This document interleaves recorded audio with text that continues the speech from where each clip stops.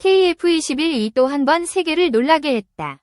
이번에는 유럽 강국 스웨덴이 직접 나서 파격적인 기술 공여를 발표하며 전 세계 군사 관계자들을 충격에 빠뜨렸다.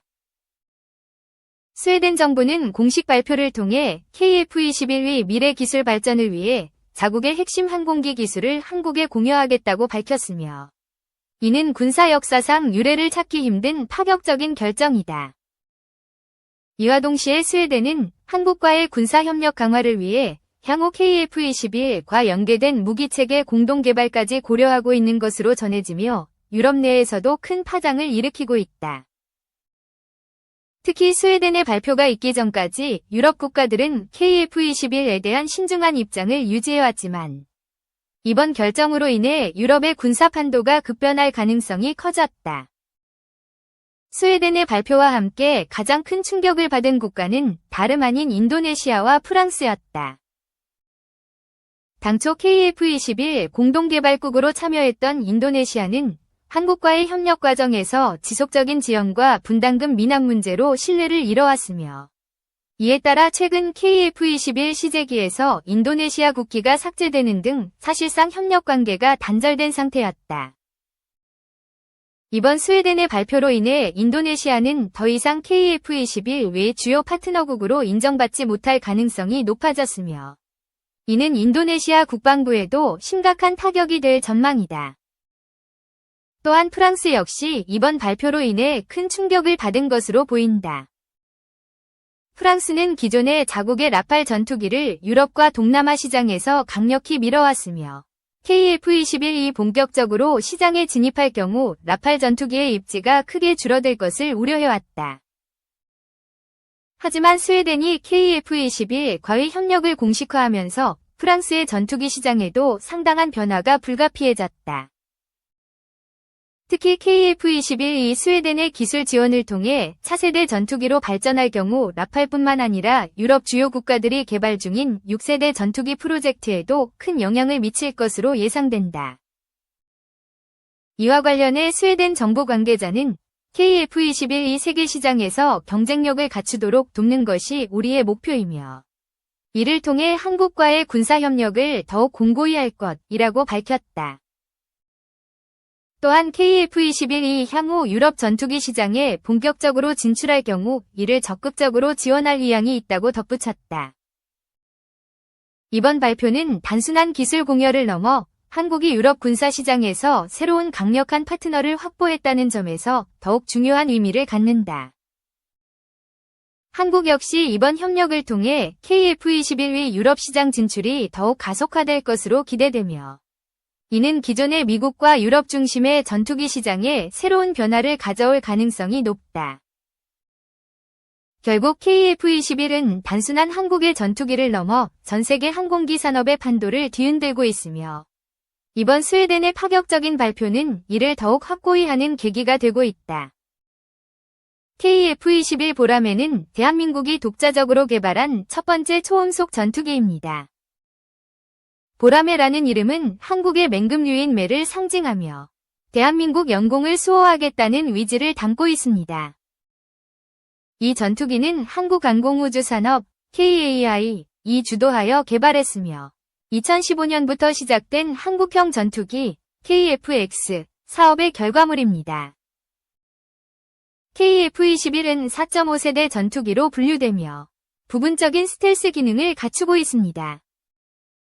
크기는 길이 16.9m, 날개폭 11.2m, 높이 4.7m로 F-16 전투기보다 크고 F-18 전투기와 비슷한 크기를 자랑합니다.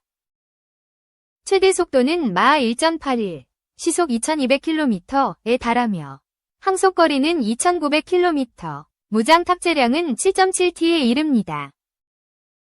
KF-21의 가장 주목할 만한 기술 중 하나는 능동 전자주사식 배열 AESA, 액티브 일렉트로니컬리 스캔드 어레이 레이더입니다. 이 레이더는 기존의 기계식 레이더와 달리 안테나를 회전시키지 않고도 전파를 자유롭게 조절할 수 있어 다수의 표적을 동시에 추적하고 교전할 수 있습니다.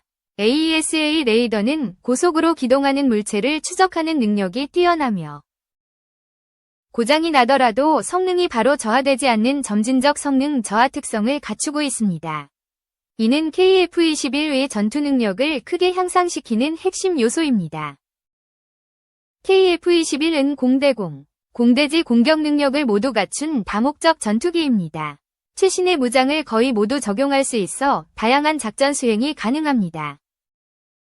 주요 무장으로는 M61A 20mm 기관포, AIM-120 중거리 공대공 미사일, MBDA 미티어 미사일, AGM-84 하푼 대함 미사일, KGGB, 한국형 GPS 유도 폭탄 등이 있습니다.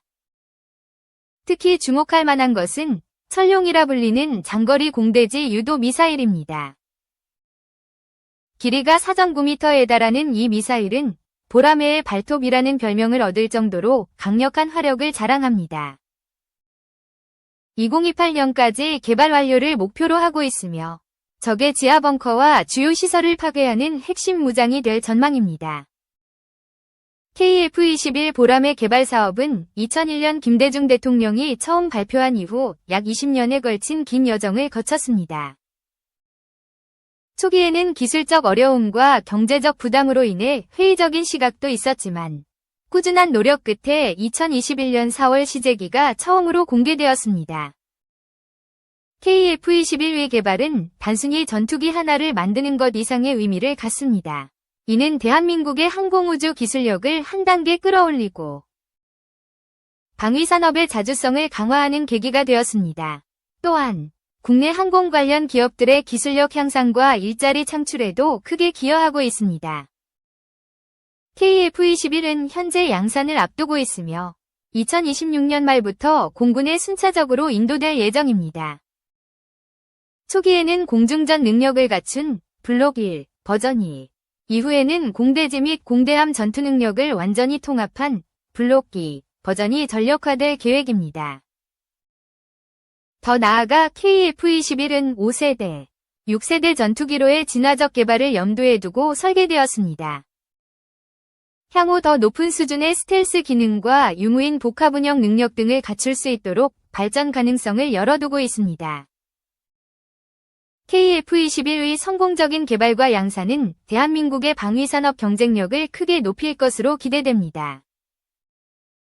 특히 가격 경쟁력과 우수한 성능을 바탕으로 해외 수출 시장에서도 주목받고 있어 향후 국가 경제에도 큰 도움이 될 것으로 전망됩니다. 결론적으로 KF-21 보라매는 대한민국의 항공우주 기술력과 방위산업의 새로운 지평을 열어가는 중요한 이정표입니다. 앞으로의 발전 과정과 실전 배치, 그리고 해외 수출 성과 등이 주목받을 것으로 보이며 대한민국 공군의 전력 강화와 국가 위상 제고에 크게 기여할 것으로 기대됩니다. 2. 부산항 미 항모대 수법으로 필리핀도 훔쳐본 중간첩들. 대만인 관광객으로 위장한 중국인 5명이 설 연휴 직전 필리핀 서부 팔라완 섬에서 드론, 무인기, 휴대폰으로 군사기지와 해양경비함 사진을 찍고 감시 카메라까지 설치했다가 필리핀 수사당국에 검거됐다. 지난해 한국에서도 중국인들이 드론으로 부산항에 들어온 미국 항공모함과 서울 서초구, 내곡동 국정원 청사 등을 찍은 사실이 적발돼 간첩법 개정 필요성이 제기됐는데 같은 일이 필리핀에서도 벌어진 셈이다. 필리핀은 남중국해 스프레틀리 군도, 중국명 난사군도 영유권을 놓고 2023년부터 중국과 분쟁 중이다. 필리핀 해군은 스프레틀리 군도 내 세컨드 토머스 암초에 좌초시킨 군함 내에 수비대를 두고 영유권을 주장하고 있다. 팔라완 섬은 이 수비대에 물품을 공급하는 해군 부대와 필리핀군 서부사령부 등이 있는 군사적 요충지다. 스프레틀리 군도에서 200km가량 떨어져 있다. 필리핀 당국은 앞서 지난달 20일에도 필리핀 북부 루손섬 인근 군기지와 발전소 경찰서 등 각종 기반 시설을 정찰하고 3차원 입체 영상 자료를 수집한 혐의로 중국인 덩이안 측 및 필리핀인 2명을 검거했다고 발표했다. 중국이 아시아 태평양 지역 곳곳에서 전방위로 첩보전을 벌인다는 증거가 드러나는 상황이다. 팔라완 썸 사건은 지난달 말 필리핀 GMA 뉴스 보도로 처음 알려졌다. 이 매체가 보도한 영상엔 한 중국인이 바닷가 휴양지 부근에서 필리핀 해안경비대 선박을 촬영하는 모습이 나온다. 휴양지 내 야자나무 사이에 감시 카메라를 설치하는 장면도 있다. 드론을 이용해 팔라완 썸 해군 부대와 해안경비대 선박, 공군 기지, 조선소 등을 촬영하기도 했다고 이 매체는 전했다. 이들은 휴양지에 머물면서 현지 주민들에게 대만인 관광객이라고 주장했다고 한다. 주민 신고를 받고 수사에 착수한 필리핀 국가수사국 NBI 과군당국은 1월 24에서 25일 마닐라 공항에서 2명을 검거하고 마닐라 다른 지역에서 2명을 체포했다. 나머지 1명은 필리핀 중부 네그로스 섬에서 잡혔다. 용의자 5명 중엔 필리핀에 2002년부터 거주해온 중국인도 있었다고 전해진다. 중국인들은 간첩 혐의를 부인하고 있다. 하지만 필리핀 수사당국은 압수한 드론과 휴대폰에서 군사기지와 해안경비함 등을 촬영한 사진을 다수 확인했다고 밝혔다. 하이메 산티아고 국가수사국장은 기자회견에서 용의자들이 드론으로 스프레틀리 군도와 가장 가까운 큰 섬인 팔라완 섬 내 군사기지와 해안경비함 등을 촬영했다고 했다. 로미오 브라우너 필리핀 육군 참모총장은 이 자료가 다른 나라 손에 들어가면 군사기지와 경비함에 있는 인원들이 위태로워지는 등 국가 안보에 큰 위협이 될 것으로 본다고 했다. 필리핀 국가수사국은 앞서 지난달 20일에도 군사기지와 경찰서 등을 정찰하고 자료를 수집한 혐의로 중국인 덩이안칭과 필리핀인 2명을 검거했다고 발표했다. 덩이안칭은 인민해방군 육군공정대학을 졸업한 컴퓨터 엔지니어로 5년 넘게 필리핀에 거주해왔다고 한다. 이들은 자율주행 개발 차량이라는 표지를 단 차량을 몰고 다니면서 각종 자료를 수집했다고 전해진다. 압수한 차량을 수색해보니 목표로 하는 기반시설에 대한 3차원 이미지 생성 프로그램과 위성항법 장치, GPS 등 각종 정보 수집 장비가 있었다고 한다. 이들은 이미 루손섬 지역은 정찰을 끝낸 상태였고 이후 중부 비사야스 제도, 남부 민다나오 섬 등으로 정찰 범위를 확대할 예정이었다고 알려졌다. 덩이안칭의 휴대폰에서 한 유령 회사에 정기적으로 170만 물결표 1200만 페소, 약 4200만 물결표 3억 원이